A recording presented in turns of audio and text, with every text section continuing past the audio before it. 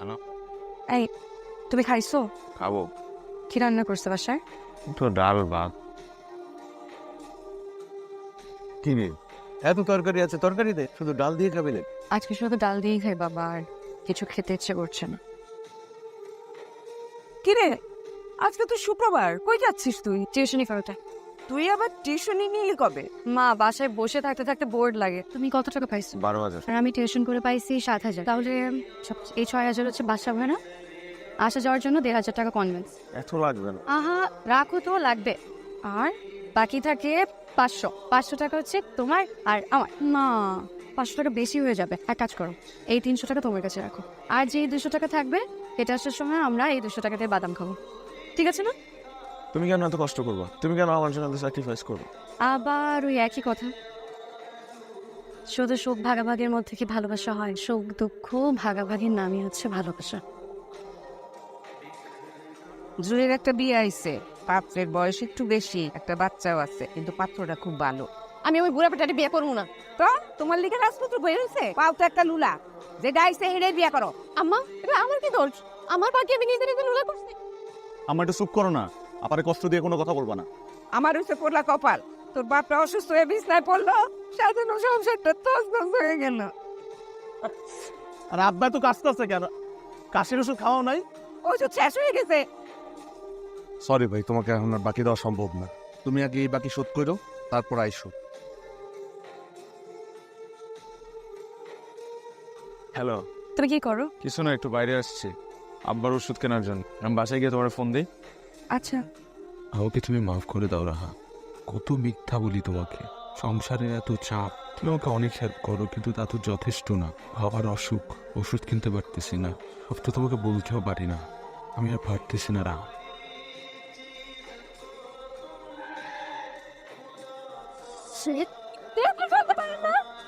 দেখেছো মানে, আপনারাই তো আমার উপর গাড়ি উঠাই দিচ্ছেন। গায়ের উপরে দিয়ে উঠায় দেয় না, এটাই বেশি। সামনে থেকে সর। এটা আমার বাবার অসুখের ওষুধ। ঠিক আছে, দেখি। ভাই আমার বাবা অসুস্থ ভাই। আপনি কোনো টেনশন করবেন না, আমি আপনাকে সব ওষুধ কিনে দেব। আপনি আমার গাড়ি তুলুন, আপনি গাড়ি তুলছেন, আমি সব ওষুধ কিনে দিচ্ছি। যাই না, আমি কই হারাই ফেলছি ফোনটা। আচ্ছা, আপনি না আমার আপনি মানে আপনার ফোনটা আমার গাড়িতে রেখে গিয়েছিলেন। বুঝলেন না? কি করেন আপনি? আমি পড়াশোনা করি। আপনার বাবার কি হয়েছিল? একবার স্ট্রোক করছিল, এরপরে পুরোপুরি কখনো সুস্থ হতে পারে নাই। আমাদের একটা হসপিটাল আছে, if you need any help আমাকে জানাতে পারেন। আমার ফোন নাম্বারটা দেখান। ভালো হয়েছে যে তুমি ফোনটা পাইছো। এই, তোমার আব্বু কেমন আছে এখন? আব্বা আলহামদুলিল্লাহ ভালো আছে। আসলে আমি তোমার পয়সা দিচ্ছি। না আসিফ, তুমি চিন্তা করবেন না, আমি দেখছি ব্যাপারটা। 3 লক্ষ টাকা ম্যাডাম। ঠিক আছে, বাবার নামে উঠিয়ে রাখো। কি হ্যাপি? রেন, দেখো এরকম করে কতদিন চলবে? ভবিষ্যতে চিন্তাই করছো না। প্লিজ আরেকটা বিয়ে শাদী করো। একটা তো করলাম, ঠিকও না।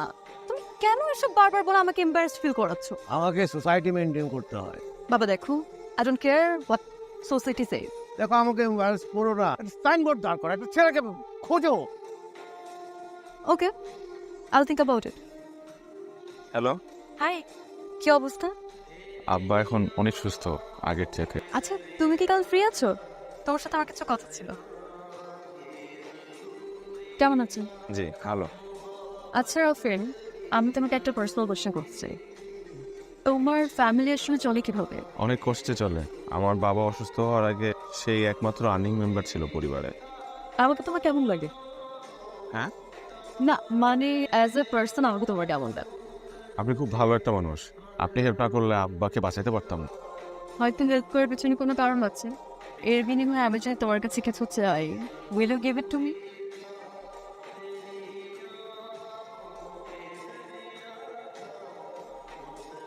এই ছেলের বাবাকে বাঁচিয়ে তুই তো ওকে তোর খাঁচায় পুরোপুরি বন্দি করে ফেলেছিস। ইয়েস। মানে এই বাগারটারে দিয়ে তুই কি করবি? বাবা আমাকে বিয়ে দিতে চাই, আর আমি যদি এখন তার পছন্দ মতো বিয়ে করি, আবার সে খাঁচায় বন্দি জীবন শুরু। আমি ওই জীবনটা চাই না, তাই আমি ভেবেছি আমি একটা পাপেটকে বিয়ে করব। আর এই ছেলেটা হচ্ছে সেই পাপেট। আমার উপর কোনোদিনও জোর গলায় কথাও বলতে পারো। আন্টি, এটা আপনার জন্য। খুব সুন্দর হয়েছে মা। ভাইয়া এটা তোমার জন্য, এটা তোমার জন্য, এটা রাখো প্লিজ। আমি শুধু চাই তুমি সারা জীবন আমার সাথে থাকো। নতুন চাকরিতে কত স্যালারি পাও তুমি?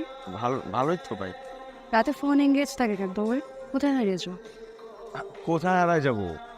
অফিসের কিছু কাজ থাকে ওগুলা। রাফিন, তুমি আমাকে ভালোবাসো তো? হ্যালো, তুমি কোথায়? আমার সাথে এখন একটু দেখা। জি স্যার, আমি আসতেছি, যাইতে হবে বুঝছো। অফিস থেকে ফোন দিছে, তুমি একটা সিএনজি নিয়ে বাসায় চলে যাও। তাই না? কি চুপ করে আছো কেন? কি বলবো, আপনি বলেন। তোমাকে না বলেছি তুমি করে বলতে? কিভাবে আপনাকে তুমি করে বলি? আপনি কই আর আমি কই? তোমাকে বলেছি তুমি করে বলতে, তুমি করেই বলবো। আমি চাই তুমি সারাটা জীবন আমার সাথে থাকো। কি বলতেছিস সেসব? কোন রেস্টুরেন্ট? বিমানের বাচ্চা একটা দিয়ে হয় না তোর? এই মেয়ে কি? আমি তোমার বুঝাই বলতেছি। কি বাবু রাখবি তুই আমাকে? আমি তোমার আর যার কি আর ইউ হ্যাঁ আমি তোমার বুঝাই বলতেছি। এই তুমি ওরে বলো নাই? তুমি ওরে বলো নাই তোমার সাথে 3 বছর সম্পর্ক? তুমি বলো নাই ওকে? তুমি কিভাবে করলা? আমি তো অফিসে মুখ দেখাতে পারছি না। কি করেছিস তুই? আমি এই ছেলেকে ভালোবাসি মা, এই ছেলেকে ছাড়া আমি থাকতে পারবো না। এই ছেলের সাথে তোর কোনো ধরনের সম্পর্ক থাকা চলবে না। আমি এই ছেলেকে ছাড়া থাকতে পারবো না বাবা, আমি পারবো না।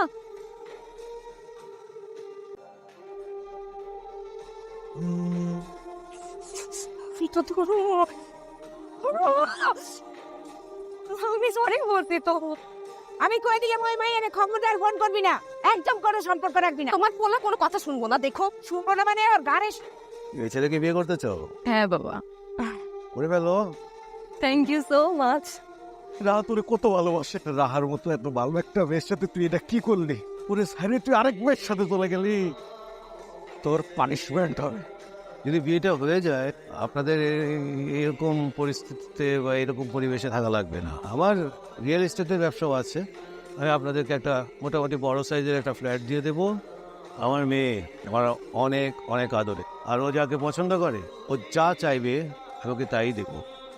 আপনার ছেলে তখন তো আমার মেয়ের জামাই হবে, মানে আমার ছেলের মতোই হবে। ওকে আমি আমার কোম্পানির ডিরেক্টর করে দেব। এখন শুধু আপনাদের বলতে হবে যে আলহামদুলিল্লাহ। এটা আপনাদের নতুন ফ্ল্যাট, দেখেন না? দেখো দেখো। হ্যালো রাফিন, রাফিন তুমি প্লিজ ফোনটা আমার ধরো না প্লিজ। আই এম সরি, আমার একদম করা উচিত নয়। তোমার মেয়ের সাথে আর দেখা করবে না। আমি তোমাকে কত ভালোবাসি। এটা কি করলি? কি করলি এটা? তো দেখ, কোনো কথা নাই, কোনো কথা নাই তো। তোর জন্য আমি যারে ভালোবাসি তারে ছেড়ে চলে গেল। ভাবলাম আমার কলিজার টুকরা যারে ভালোবাসে থাকুক, তার কাছে থাকুক, ভালো থাকুক, সুখে থাকুক। তুই ওরে টিস্যু পেপারের মতো ইউজ করে ছেড়ে চলে গেলি। মুখের উপর ফেনাতে নিয়ে আয়। তুই এখানে আসছিস কেন? তুই না, কি অবস্থা করছিস তুই রাফিনের? তোর এখনো ওর জন্য দরদ আছে? এখনই তোর মনে ওর জন্য ভালোবাসা আছে? তোর টিস্যুর মতো ইউজ করে ছুঁড়ে ফেলাই দিয়ে আরেক মেয়েরে বিয়ে করতে চলে গেছে। তুই ওর জন্য এই করতেছিস? ও তো মানুষ না, ও তো একটা জানোয়ার। তুই একটা পশু। কি হয়েছে তোমার? এই দেখ দেখ দেখ দেখ, তুই যারে ভালোবাসিস ওই পোলা এই মেয়েরে বিয়ে করতে গেছিল। বুন্দাটা আমার আর আমার ছেলেরে এ ধরে নিয়ে আসছে, আমাদের পিটাইছে। আপনি শিগগিরই পুলিশে খবর দেন। থামেন আপনি, তোকে আমি পরে দেখবো, এখন ওকে ছাড়।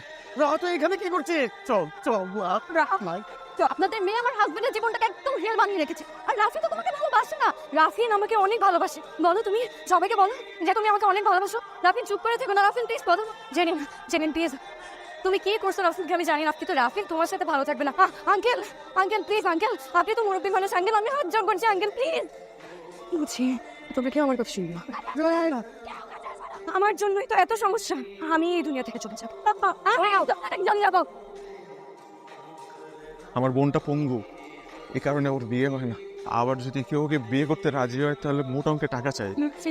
আমি না এই বিয়েটা করলে আমার বোনের বিয়েটা হয়ে যাবে। আমি যদি আজকে এই বিয়েটা করি তাহলে আমার বাবার অপারেশন হবে সিঙ্গাপুরে। আমার পরিবারের এই শহরে মাথা গোজার কোনো ঠাঁই নাই। আমি যদি আজকে এই বিয়েটা করি তাহলে বাকিটা জীবন সুখে শান্তিতে থাকতে পারবে না। তুমি না আমাকে প্রমিস করছিলে তুমি আমাকে ভালোবাসবে। দেখো না আমি তো ভালোবাসি। এই সবার সাথে আমি করছি, আমার এই হৃদয় তোমাকে ভালোবাসতে শুরু করছিল এবং আমি সিদ্ধান্ত নিয়েছিলাম যে আমি আমার বাকিটা জীবন তোমাকে আমার এই হৃদয় আগলায় রাখবো। এই দারিদ্রের সাথে যুদ্ধ করতে করতে আমি আক্রান্ত, আমার ভেতরে কিচ্ছু নাই, সব কিছু তোমরা বুঝে শেষ হয়ে গেছে। তুমি আমার মাফ করে দাও রাহা। থাকতে পারবো না রবিন। আমি তোমার হাত জোর করে অনুরোধ করতেছি, তুমি আমার জীবন থেকে চলে যাও।